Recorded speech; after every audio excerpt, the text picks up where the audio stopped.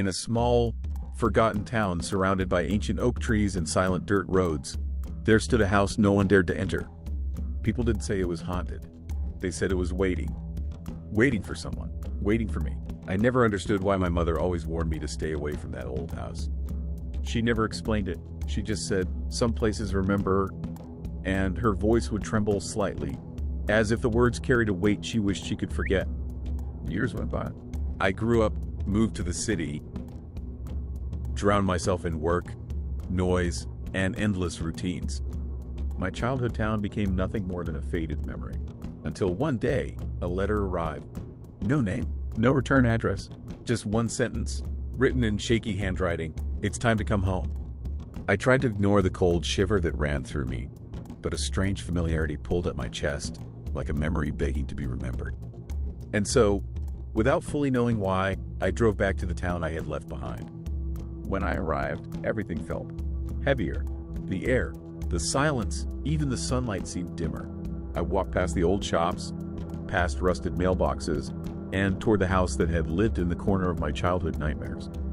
The same peeling white fence, the same cracked windows, the same unsettling stillness. But something was different. The front door was open. Against every instinct, I stepped inside. The air smelled of wet wood and forgotten years. The floorboards groaned under my feet like quiet voices waking from a long sleep. And then I heard it, a faint humming, a human voice, coming from upstairs. My pulse hammered as I climbed the staircase. The humming stopped the moment I reached the top. Only one door was open, just a crack, and a flickering glow leaked through it.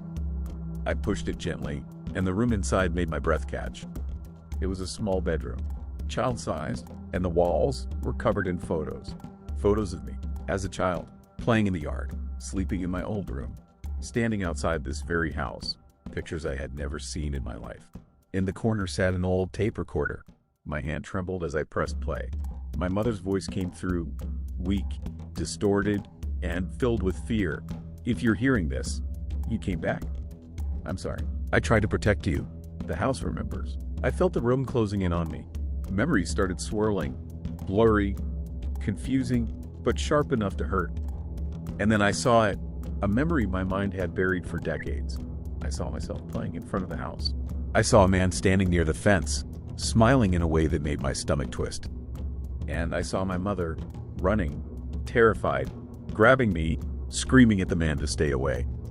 He took a step forward, and then everything went black. The memory vanished, leaving behind only a cold, familiar fear.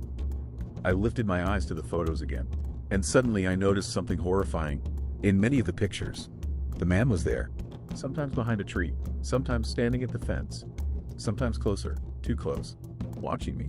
A chill crawled up my spine. I turned toward the door, and someone was standing there. He wasn't a spirit. He wasn't a shadow. He was real, older now, but the same empty, unnatural smile. He whispered, "You came back." My breath stopped. I pushed past him with a strength I didn't know I had and sprinted down the stairs.